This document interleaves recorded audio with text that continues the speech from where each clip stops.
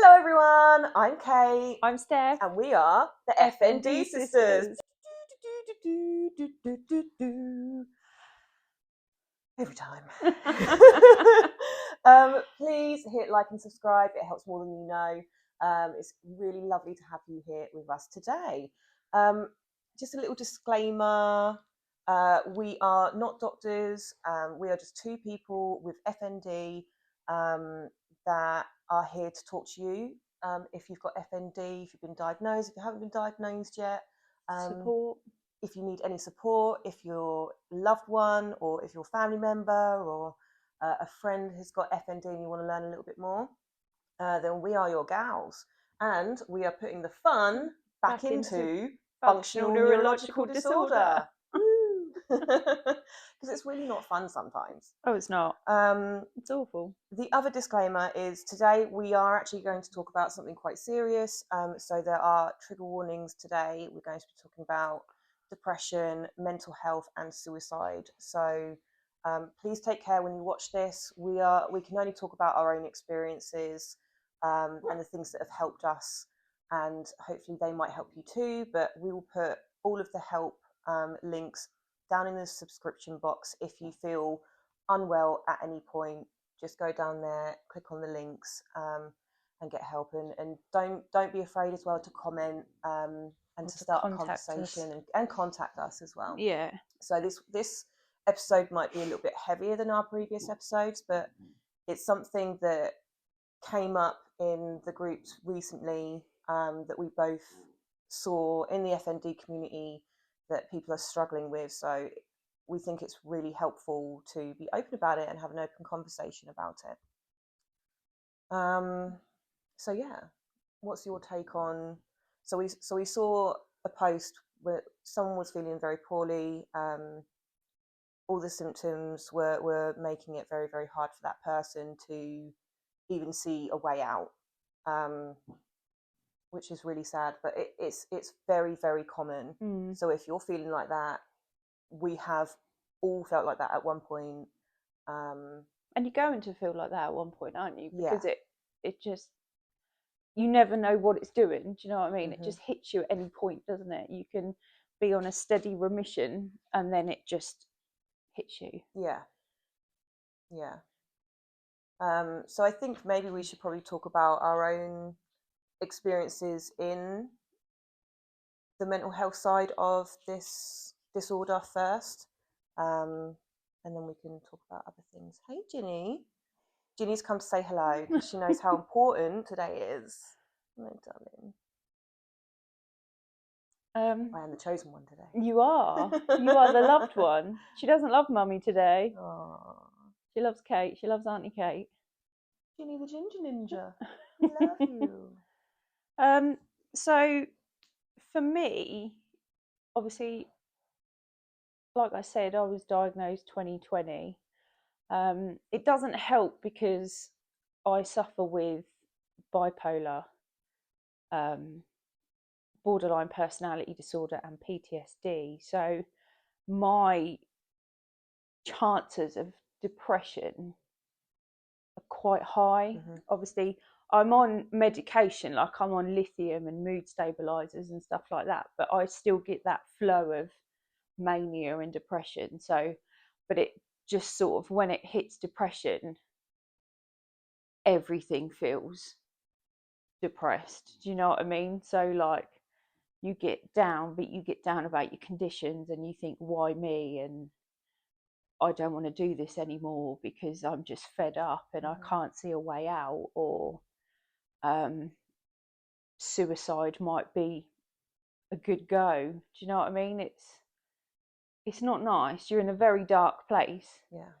And like we explained, I think it was on the last podcast, that people don't understand when you say you feel down or depressed. They're like, oh yeah, I get depressed, I get down. And they don't mean it as a bad thing. They don't, you know, they've got no malice in it. But I think when you suffer with an illness, a mental illness, or a condition that's going to be with you for the rest of your life, and you know that in your head, I think it feels 10 times worse because Mm. you can't see an out. And you know if you get better, you're going to get worse. Mm. It's never going to end. No. And you just feel like, what is the point? Why do I have to put up with this? Mm-hmm. You know what I mean? But it's also, I think, a lot to do with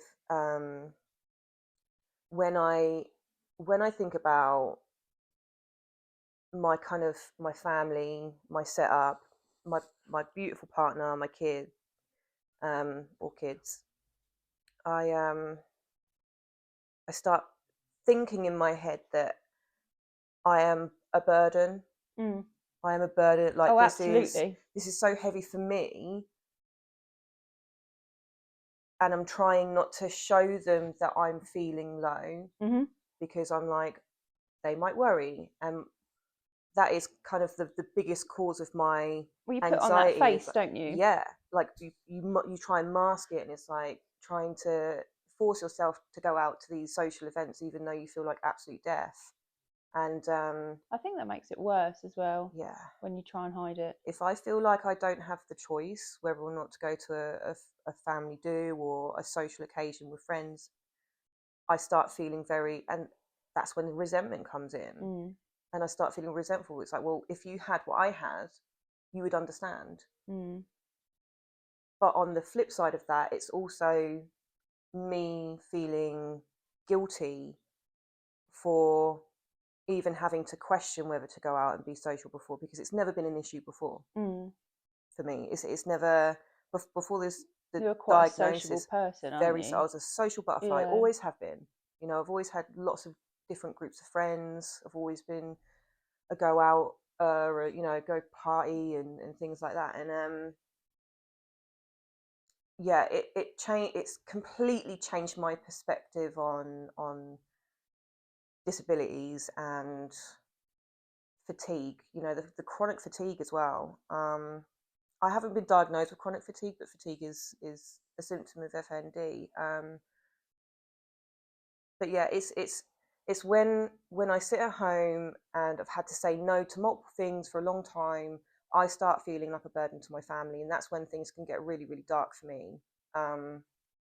Because I want my family and my partner to go out and experience these things. I'd love that to be with me, but sometimes it's not going to be able to. And it's actually really hard having that conversation where it's like, I actually can't physically do this today. Mm. Like, I mentally cannot. Like, And you please have to stop pushing prepare me. yourself for that conversation as well. Exactly. You And get then you worry anxious about about that. it. Yeah, you worry Yeah, about that conversation. absolutely. Um, so it is very difficult, and I think there have been parts of my journey where I have kind of just sat and the walls feel like they're cracking. Like, I'm actually seeing physical cracks in the ceiling, in the walls, and you know, I think it's a play called Yellow Wallpaper, where it's this housewife and it's the wallpaper's like just peeling it off, and it's all kind of a metaphor for her mental state. And it's the first time as well that, and we'll talk about, is it Agoraphobia. agoraphobia. Like I say, I've always been a social butterfly. I've always been, you know, I just jump in my car and I'll drive down to London to go see a bunch of friends at a gig, or um, I'll be like, well, I've got a week off, like, let's go to Somerset and go see my friends there. And I've always been like that, quite spontaneous. And when I got my diagnosis, it was the first time that I was sat in my house and I didn't know how to leave it. It reminded me a lot of COVID. Mm. I went back to those kind of feelings of isolation, and Yeah. so I had to do COVID as a single parent, just me and my son, And homeschooling. whilst I was homeschooling, but whilst I was teaching other children and Yeah. homeschooling. Um, Obviously, I wasn't doing the teaching part this time, but it was the same kind of feelings. Like, I can't remember the last time that I saw the outside world. I haven't walked anywhere.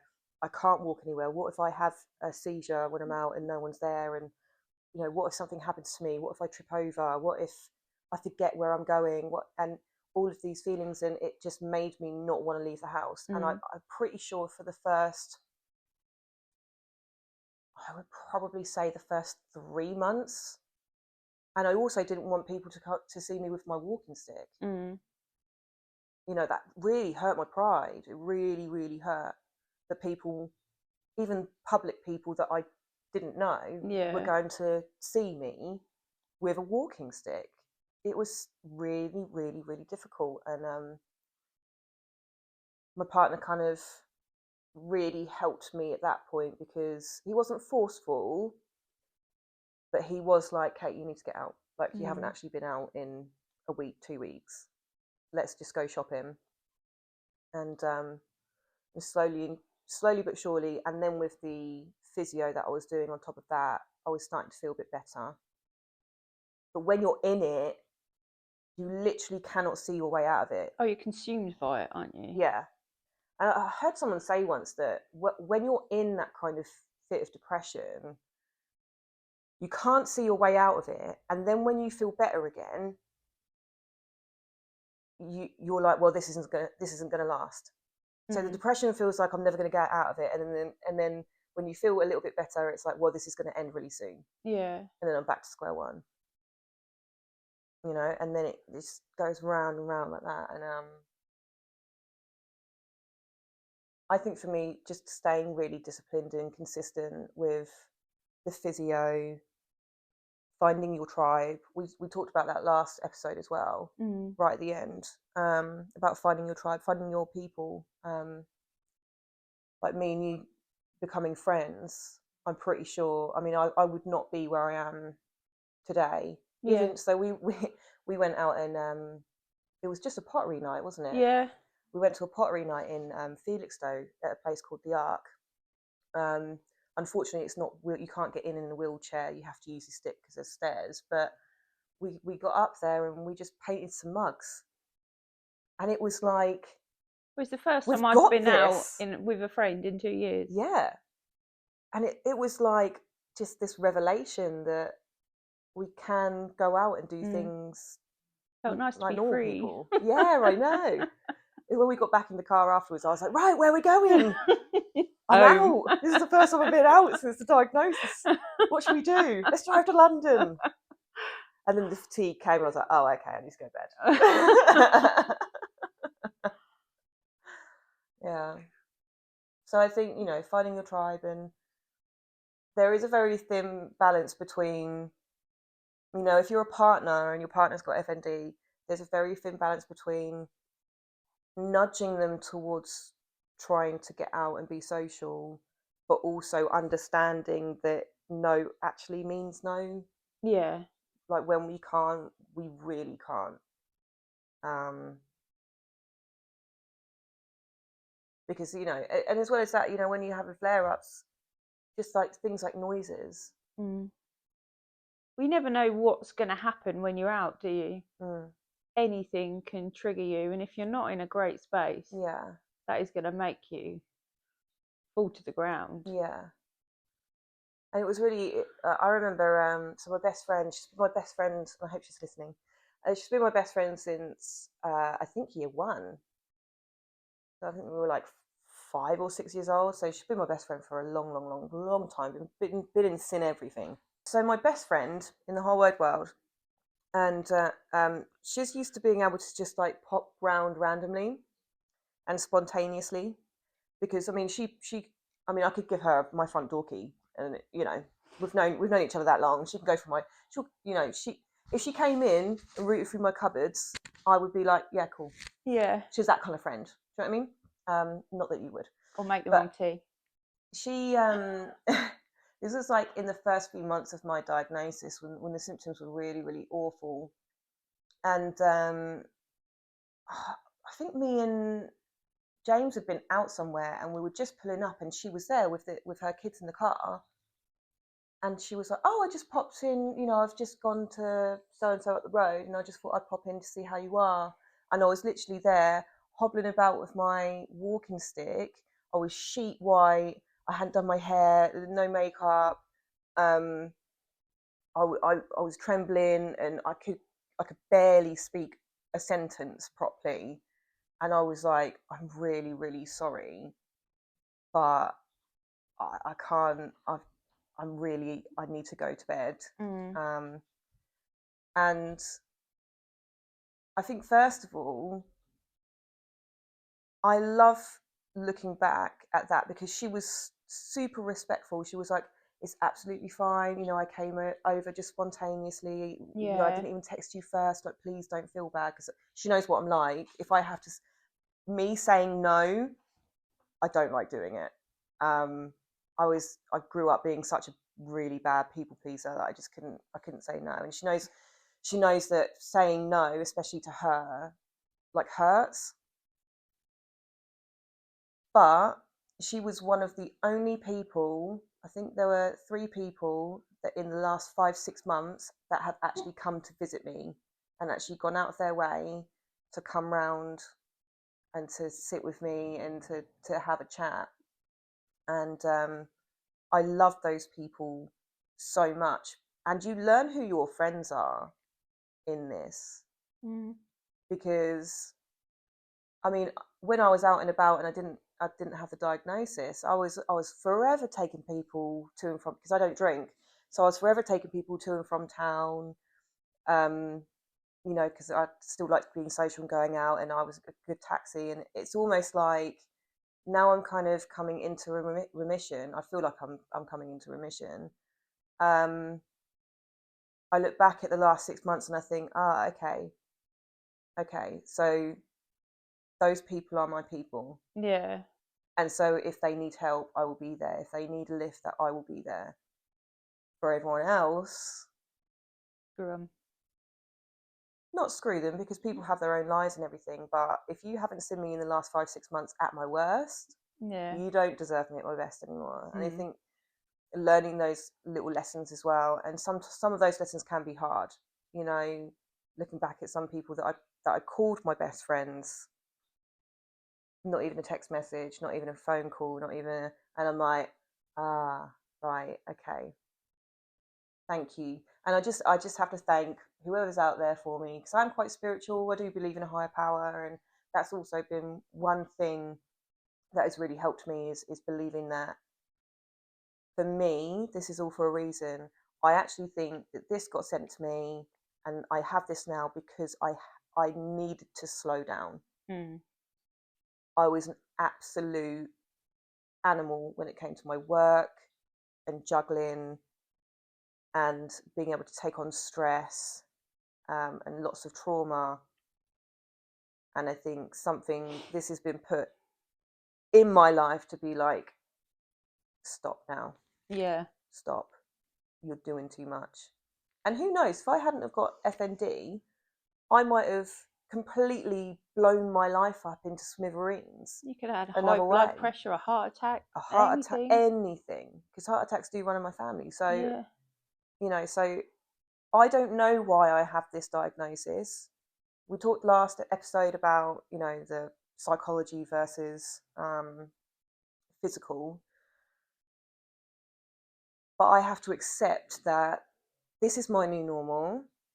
I don't know how I'm going to be from day to day, and I have to accept the fact that I'm going to have to say no, and that I am going to have enlightenment on who are my friends, who go out of their way to make sure I'm okay, and unfortunately who doesn't. Mm.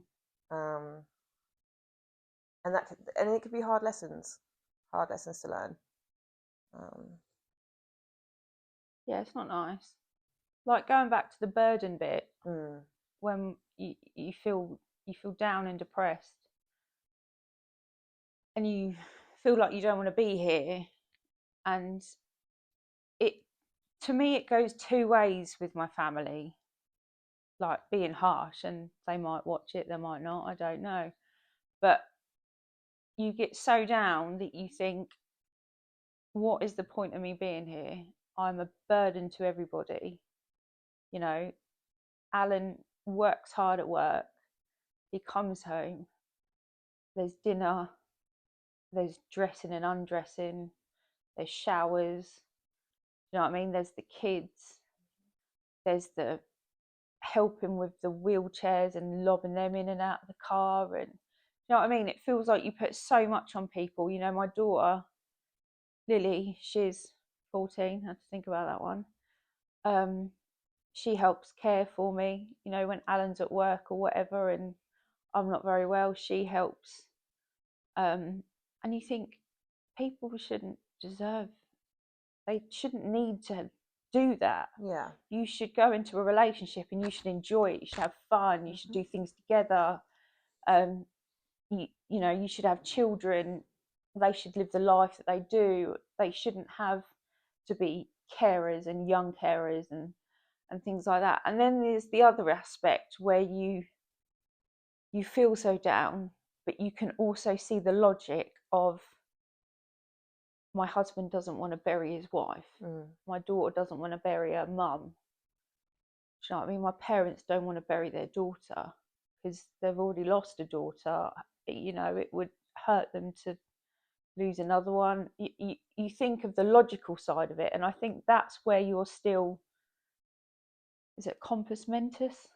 That's when you've still got the little bit inside you that's thinking, no, I need to be sensible here. But then you get to that stage where that's gone. Yeah. And I've been there. Do you know what I mean? Being blunt, you know, I've taken an overdose before. I ended up in hospital. It was hard. And I argued with my parents.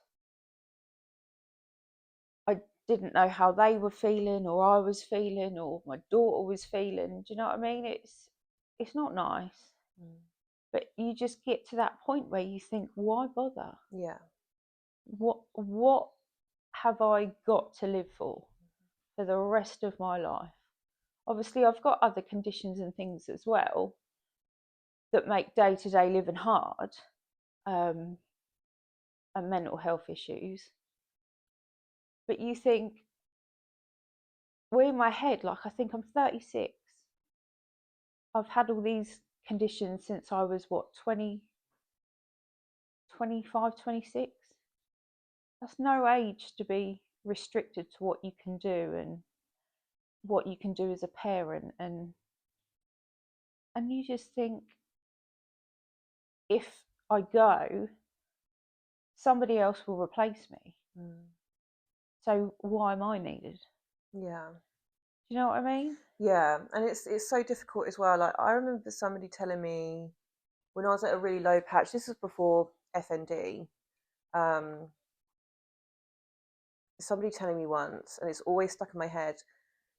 Kate, don't make a permanent decision based on a temporary feeling, because I mean, and what I mean by temporary, because what I don't mean is people who are depressed only have 1 or 2 days. Yeah. It's not like that. Yeah. You know, depression can be days, weeks, months, years. Yeah. But eventually, because it is an emotion, it will pass or it will manifest into something else. Yeah. Right? So that's what I mean by temporary. But if I go on my temporary feeling, like, I'm feeling really down today, I'm feeling depressed, or I'm anxious, or I can't leave the house, or I'm feeling like a burden, and what's the point in me being here anymore? That saying comes into my head, where it's like, well, you might be feeling like that today, but what about in a week's time? Or go forward 5 years' time, Kate? Like, where do you think would you still be feeling that feeling? Yeah. And then the chances are that I probably won't. So I think that saying helps me. And knowing as well, because I had a friend who passed away by suicide. I think we were about 17. No, I was pregnant, so I was 18. So we were 18, and we were just literally out of high school, and we'd gone like that, and we went to college, and I did this course, he did that course, and blah blah blah. And unfortunately, he lost his life. And I remember just seeing his family and thinking the pain that the family then go through. It's almost like his pain is literally just transferred to them. Yeah. I'm not calling anyone selfish, by the way, by saying that. No, I completely understand what you mean by But it. it's just from the outside looking in, it's like, yeah. Oh, and there was this story actually, and I saw this years ago. Have you ever seen the story online about there's a guy who jumped off the bridge in San Francisco? You know that big suspension bridge in San Francisco? Is he the one that sued? No, I Oh, don't think he sued anyone. But he said so. He was on this bridge. Somebody asked him to take their photo, so he held the camera, and he was in his head like, "I'm about to kill myself. Like, I yeah. can't believe I'm doing this." But there you go. And anyway, he couldn't deal with it with the life stuff anymore, so he literally his hands touched the side and he vaulted off. And the minute his hands left the bridge, instant regret. How do you know that though? Because he was Instant. dead. He survived. Oh, I was going to say. He survived, and that's why he tells this story. And so basically, he was going towards the water, and he remembers thinking, no one's going to know that I actually wanted to live. And that story has always stuck with me. He's on, like, I can't remember his name, but he travels around now, like, talking about mental health and suicide and suicidal ideation, and or however you say it. And it's such a strong story because I can imagine that for a lot of people. We're a stone throw away from the Orwell Bridge, and every time I go over that bridge, it's a stark reminder of how many people have felt hopeless on that bridge. Well, I went over it once and saw somebody about to jump off the bridge. Yeah. And turned around and went back to them. Yeah. And the person I was in the car with went up to them. He happened to be a police officer. He went up to them, started talking to them. I stopped all the traffic on the bridge because I was like, I don't know what they're going to do. Yeah. So I stopped all the traffic, and she sat on the side, and he managed to get closer and closer to her because he was distracting her. Yeah. And then he just grabbed her and sat on the floor with her really, really tightly. Yeah. And then obviously emergency services were coming anyway because people had called him. Yeah. And she went off to the mental health unit and got better and got out. You know what I mean? So, but how many people do you think, as they leave the edge, think, oh shit, what have I done? What have I done? Yeah. And I think that's worth remembering as well, that it may feel like your darkest hour, but if you do something and you instantly regret it, that's the last thing that people are going to remember you for. Yeah, it's not nice. And the problem is the mental health services are absolutely a breaking point. Apart from my psychiatrist is amazing. Your yeah, I'm talking about kind of more a broader aspect of it. Yeah, like I remember, going, like, trying to get some counselling or therapy, and it's like a 12-week wait. And I'm like, the problem is in 12 weeks, and I've done it before. I've put myself on waiting lists, been in crisis, put myself on waiting lists, and then by the time they're ringing me up, I'm like, I'm all right now. Yeah. I'm all right now because I'm having a high, or I'm having like, I don't know. And that's the problem. And the one good thing is that when I've been in crisis, I've had suicidal thoughts, but I've never acted on it. But that's me, and a lot of people do, because they need help, and they need that immediate help. Well, you can see that by by the amount of people on social media with our condition alone. Yeah. Are at breaking point. I would like to know the statistic, actually, if there's a statistic out there with people with chronic illnesses, like how many suffer with mental illness. 1 in 5 or 1 in 3 is probably think about, because it is so difficult. And the thing is, there's not the help out there. No. you know, the NHS say there is, but there's not enough. There's not enough specialists. Like, for example, when I got diagnosed with FND, the consultant handed me a bit of paper with a website on and was like, look at that. That's all you need. And discharge you. And you're like, similar stories to so many people. Cheers. Do you know what I mean? What do I do now? And it was only because I then saw an epilepsy nurse. Even though I have non-epileptic seizures, I still see the epilepsy nurse because she guides you, she advises you, she helps you.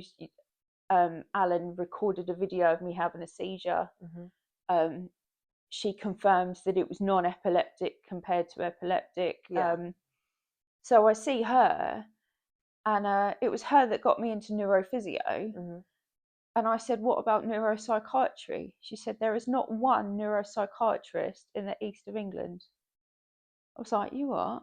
Scary. She went, our hospital alone can't employ somebody because there is nobody out there. Yeah. It's just a dying breed. Maybe that's my calling. Maybe I should go back to school. Back to uni. Yeah. You'd make a mint. God, you would, wouldn't you? Yeah. But you'd be very busy. Oh, absolutely. Very busy. But yeah, and it's just like, well, why is there not? That's, you know, the amount of people that are being diagnosed in the east of England. Yeah. That is a big proportion. Maybe everyone just goes to London because you get more money. Well, I got referred to a London hospital. Yeah. And they said, no, we can't take you because you're out of area. But there's a thing in the NHS that is, I can't remember what the name of it is, but it's time of choice or something of choice, where you can actually choose what hospital you get treated at. So how can they say you're out of area when you can choose what hospital you want to be treated at? I tried to pull that card with my GP. Yeah. Because I was like, listen, there's no specialist in Suffolk, but there's a specialist with FND in Addenbrooke's. I'd like to go there. There's not anymore. Is there not? No. Oh, God. Addenbrooke's pulled their FND clinic. Because that's where I got referred to originally. Well, and they come back and said, there's no FND specialists in Addenbrooke's anymore. Oh, mate. But, yeah, I tried to pull that card of choose where you go. Yeah. And the GP was like, it's not as simple as that. Because if you think there's, like, what if there's 1,000 people in Cambridge with FND, why would Cambridge then admit you, who's out of area, when those people will be their priority? And I was like, well, can we even try? And he was like, no, I'm not putting in the referral. They have to. Well, he didn't. I'm pretty sure and this is why people get depressed. No, I'm pretty sure they have to. No, I honestly, his reasoning around it, I understood at the time. Yeah. You know, I didn't fight it. And the thing is, and this is the problem. So because of my career, I still have, you know, a teacher's salary. A teacher's salary isn't, you know, is nowhere near what it should you're be. Minted. If I was being paid hourly to babysit, well, that's the thing. I'd be making paid 9 to 5, and then you do all the hours after 5. And... Yeah, but I was in the position that when it came to trying to get a diagnosis, I would still be waiting for a diagnosis now had I have waited. If we hadn't have gone private, you wouldn't have even seen a neurologist yet, would you? Exactly.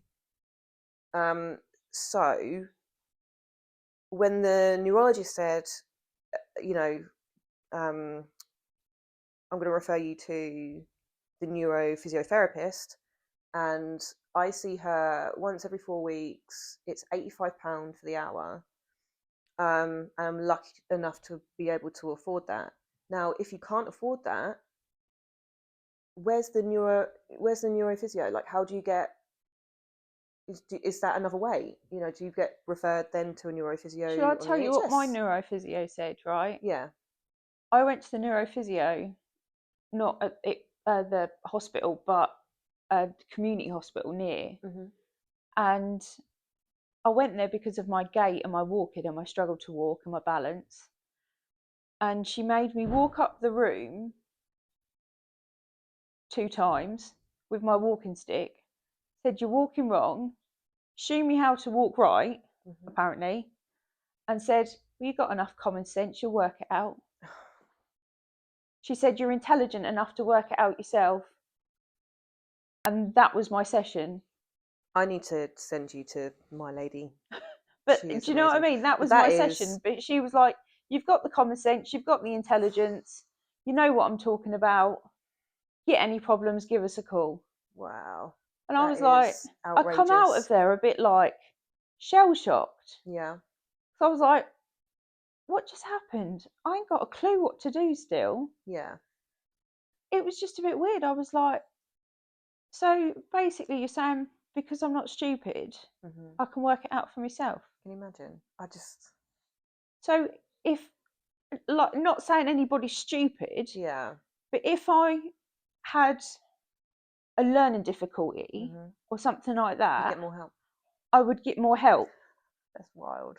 But because If you're a health professional listening, by the way, please don't say that to any of your no, service users. please don't. Please don't. But because I had some form of common sense, Yeah. it was like you can work it out yourself. That is just. And I was a bit like, what? Yeah. That makes no sense. I couldn't believe it. That's really. That's. It just make, and that is why people with FND get depressed. Mm. Because it's like even a healthcare professional who's been to university for XYZ amount of years and spent all of this money on their education and then done training afterwards and blah blah blah, that person is then telling me for me to use my common sense. If I have got common sense, right? So why would I come to you for help if I didn't think I needed help? Yeah. I have common sense. I have common sense. Yeah, so I was just a bit shell shocked. I was like, I've come all this way, and obviously I lost my license for 2.5 years, so I couldn't drive. Mm-hmm. So my mum had come to me to take me to this appointment that lasted 5 minutes, that I didn't have a clue what was going on. I come out, she took me home, and it's just like, and you feel bad for her because it's Yeah. like We've just planned all of this logistics. she's just made all this effort for me to help me out, and I've come out none the wiser, and if anything, really down because I'm back to square one. Yeah. And I feel like nobody's helped me. If you've got FND and somebody says that to you, please don't give up. You need to find your person. Well, that goes back to our last episode, really, doesn't You it? need to find your healthcare person because there are people out there that understand FND, and don't take that example, like don't take that as Gospel. well, that's what every single neurophysio is going to say to me. The only Like thing that your neurophysio has been amazing. she's been, unreal. But she also said in that first session, and this is why I love her, she said in that first session, she was like, if you don't do this 3 to 5 times a day, there's no point in you coming back here. I was like, she was like, there's no point because you have to do these, and they're weird. They're weird exercises. They make me look weird and crazy, but they're all designed to do the dizzy. You look crazy to when do you do the them. breathing. I've been doing exercises at the moment with thrash metal on, with like heavy metal music on, to condition my ears back to being in a classroom. So it looks mad, but I do it religiously, and I have done religiously 3 to 5 times a day minimum. And I can account for that as well because our phone pings. Yeah, and my symptoms. So I've been doing it 4 months now. Yeah, must be 4 months. I've literally just been allowed back to drive. Whoop, whoop. My doctor yesterday said, I'm okaying you to drive. I rung DVLA. DVLA were like, great, if your doctor says it's good, then it's fine. We'll just put FND on your license. They didn't take my license away. So if you're afraid of that, don't be. You're just ringing them to just make them aware. And if the doctor's okayed it, you can still drive. And then I rung my insurance company, which I was mostly anxious about because I thought that they were going to bump up my Your premium. Thank you. Bump up my premium. And not only has it cost me no extra cost per month, but they also haven't even put in an admin fee. I don't think they're allowed because we're covered under the Disability Act. Disability Act, yeah. So they're not allowed to penalise you, but you have to tell DVLA and you have to tell the insurance companies. Otherwise, if you get into an accident, it's void and then you get a fine as well, don't you? Yeah, you but can I was really, take them to court. Yeah, I was really, really scared of doing that, but I did it, and I'm so glad. And I've been able to drive here today, and I'm so proud of you. And driving's always been my thing, guys. But because I've been consistent and disciplined with all of my physio, I'm now reaping the benefits. And let me tell you that it's grueling. It is grueling because all of the physio stuff that we were doing mildly sets off the symptoms to condition your body into being okay with it. I can't go into detail, otherwise I'm going to tell. Yeah, because it's not for everybody, is it? Yeah. But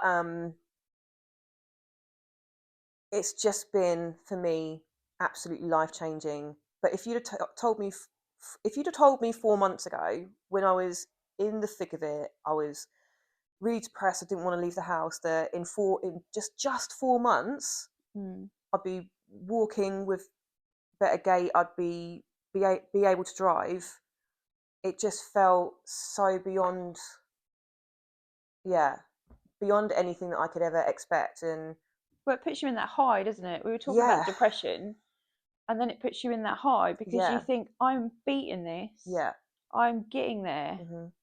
You see the lighter side of it. Yeah. You think, I'm there. Yeah. Yes, I'm going to have this for the rest of my life, but I also know how to get to a good stage. Yeah. And I've had to remind myself over the last kind of 24 hours, like, don't forget you've still got FND. Like, it's still chronic. You've still got it. So pace. Yeah. Just that's the worst pace, thing. Kate. I'm terrible for that. Because I'll just go, I'm driving out, and just do everything. And then, I want to stay in this place. So I'm being very, very careful. But yeah, but when you're in that pit, it's really hard to see the end of it, to see that light, to think, well, maybe in a few months, if I put in the action and if I do whatever I can to try and get whatever you want, like for me, it was always driving. Yeah. I was like, no matter what, you can take my job, take my career, take everything. Well, I've always been a petrol head. Do not take my car. Yeah. And I've not ridden my motorbike in 3 years. Yeah. Yeah, it sits in the garage. That makes me sad. Alan rides it. I bet he gained a motorbike, but I lost one. Yeah. But yeah, Alan, I'm not even on the insurance. Yeah. Well, maybe one day, who knows? I can't get my leg over it. But maybe one day we'll be in the Isle of Man all together on bikes. I can't get my leg over, Phoebe. Who knows? If we put in the action today, what's going to happen, But yeah, I've always been a petrol head. I studied mechanics and mechanical engineering, and she knows all the. She doesn't say names of cars. She says like the code bits. The C24-9, and everyone else knows what they're talking about because my partner's also a mechanic and into all these cars and everything. And I'm just sat there like, is that a Mini? A Mini Coupe? What colour is it? Me and your partner are sitting here talking about cars, like, yeah, you used to have that car, and I used to have this car. 498-769. Yeah, I love that car. That was amazing. And you're like, what? Yeah. I went the other day to him, didn't I? I said, yeah, I used to love that car you had, and it was like a V40 estate. And I'm like, slammed on the floor, completely modified out. And you're like, what's a V40? We're like, a Volvo. Are you speaking French? And you said, you had a Volvo. It still looks disgusting. It's amazing. No. Oh my God, it was a beautiful car. No. Volvos are meant to be the safest cars in the world, aren't they, though? But whenever I see a Volvo, I just think, old. See, my parents have got a Volvo. If you drive a Jag, you're definitely old. Oh, I don't like Jaguars. The older generation. My dad likes Jaguars, but that speaks for itself. That's the generation. Yeah. See? My mum and dad have got a Volvo. And the thing is, like, it's really nice. I've got a Jag, darling. I've got a Jag. Jaguar. Please, if you're Jaguar and you're about to sponsor us, but then I said that, then please just ignore it. All right? Yeah, Jaguar are going to sponsor a little We would podcast love on YouTube. to partner with Jaguar. All right. Yeah, if you give me a free car, hey, I'm up for it. But anyway, so in conclusion, what should we conclude this? It's been quite heavy. It has been heavy. We'll do Snog, Marry, Kill in a second, but do you reckon? For the depression part and the suicidal thoughts, what are we trying to say, do you think, to our listeners? It's hard. It's tough.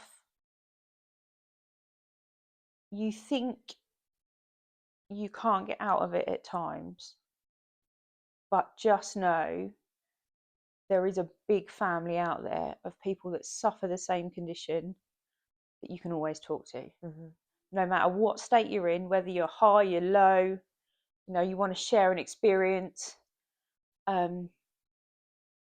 If you've got social media, great, speak about it on there. There's lots of support groups.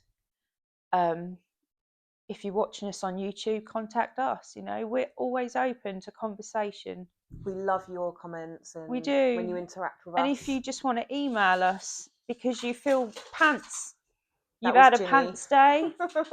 My dog's going mad. You've had a pants day and you just want to have a rant.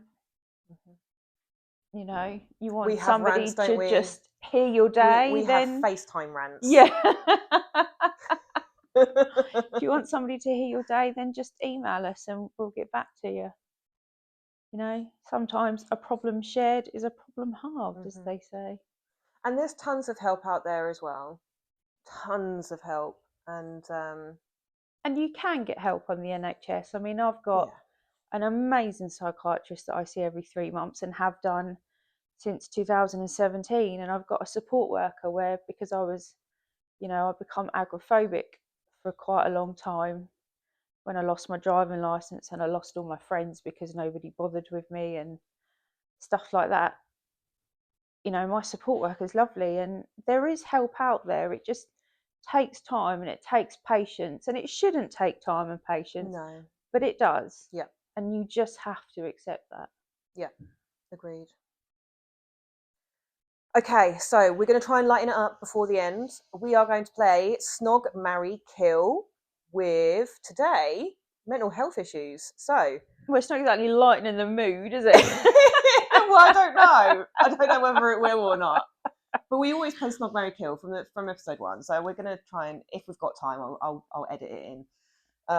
So, not Snog, Marry, Kill, depression, anxiety, and agoraphobia. I can never say it. Agoraphobia. That's it. Isn't that a spider? That's people are going to think we're stupid. Arachnophobia. That's it. So agoraphobia. Yeah. Agoraphobia. My mind went a bit blank then. Snog, Marry, Kill, depression, anxiety, agoraphobia. That's really hard. Really hard. I'd say the hardest one yet. Mm-hmm. Because depression we've spoken about. Fair enough. Anxiety I suffer with, and it absolutely consumes me. Mm-hmm. And I mean to the worst stages. Yeah. So what if we had, what about, okay, depression, anxiety, agoraphobia, but moderate. So don't think about your extremes. Right. Just think about if you have, it's not like, if you have it, you have it. But think about like a moderate amount of depression, anxiety, agoraphobia. Which one will you Snog, Marry, Kill? How can you have mild agoraphobia? I know. You either go out or you don't. So that's the problem with these three. Silly Kate. Silly Kate.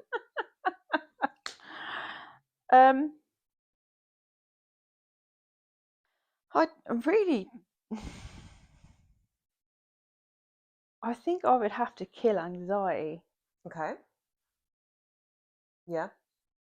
I think I would. Mm-hmm. Snog agoraphobia. Mm-hmm. Because that's what Uber Eats are for.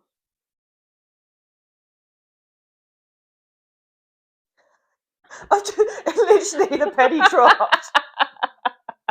You dunce. That's what Uber Eats is for. Do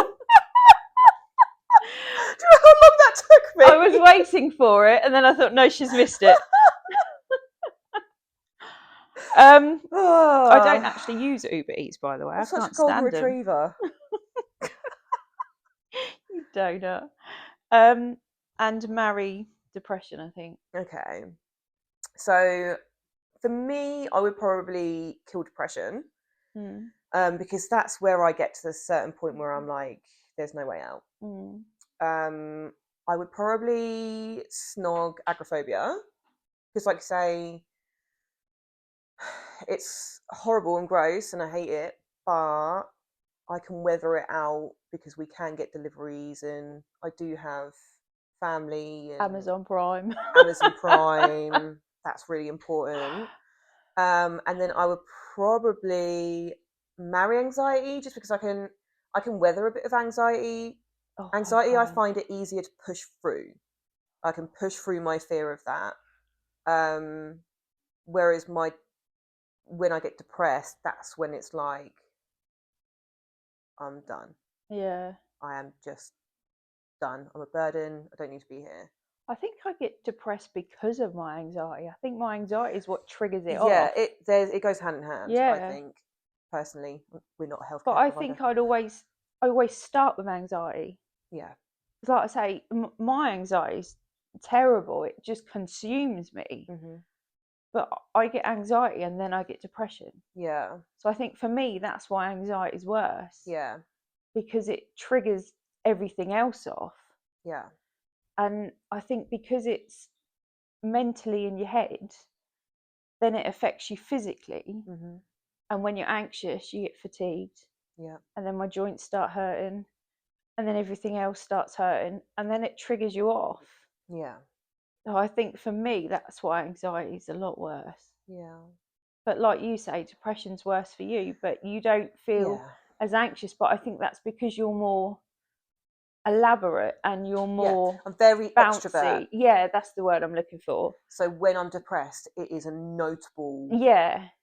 That's not Kate. What's going on? Where is she? Yeah. Yeah. Like I can't see you suffering with anxiety as much as you can depression. And I also think that's a lot to do with growing up being being a performer. Yeah, exactly. Because I used to, maybe I will do, maybe I'll go back into performing, but I use my anxiety as the fuel to be able to do what I do on stage, to sing those notes or to act that person or to do that play or to, it's kind of what transforms me into those people. The little bit of fear and anxiety helps me learn my lines. It helps me deliver those lines. It helps me sing those notes. And so, yeah, I think, yeah. See, whereas me, it just draws me in. Yeah. And I just go quiet and in my own little world. Yeah. And that's when everything starts to go wrong. But that shows how different the condition can affect different people, and how you overcome it. I think so. The way that I overcome it will be completely different to other people and completely different to you, because it affects me in a different way. It affects my biochemistry in a different way. Yeah. Because of the way that my brain works. Because I'm ADHD as well. I'm always. You're all wild differently, aren't we? Wildly, and maybe I'm always in a state of anxiety. Maybe that's why. Maybe that's why I'm like, anxiety. Yeah, push through it. You're fine. Inside, you're like that. I'm not saying that, by the way. Like Inside Out, the little anxiety creature. I am literally spinning around that desk in that movie. I am anxiety. Anyway, okay. So I think that's it for today. Heaviness. We had to talk about it. I hope that you take something from that. Please, if you're feeling poorly, please look at the links in our description. Don't sit on your own. Don't isolate. Don't sit in silence. Please reach out on those links or to us. We're not a crisis service. We're no health professionals. But we're an ear. We are part of the FND community, and even if you've got a different chronic illness, like the chronic illness community, like the ME and stuff please like don't that. feel like you're alone. Yeah, we love you guys. We're here. And so I just have to thank you for coming along the ride. Thank you for listening to quite a heavy subject. Yeah. And getting to the end. And getting to the end. We well love done, those you. people. The end is where we gold star. The end is where we our best comedy comes out. But please don't like. Please do like. Please make sure that you hit like and subscribe. It helps us more than you know. It helps us do this more and just be more present on social media. If you are somebody who has a business, big or small, online, offline, we're looking for sponsors and partnerships. We'd love to represent you and use our platform to help others. So yeah, I think that is ta-ta for now. For this week. Au revoir. What can I say? Welcome. I'll say that this week.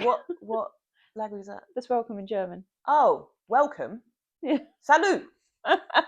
Last week I said bonjour for hello, didn't I? You For did. goodbye. We don't really know how to end this anymore. We've lost the plot. How about But sign anyway. language? Goodbye. Bye.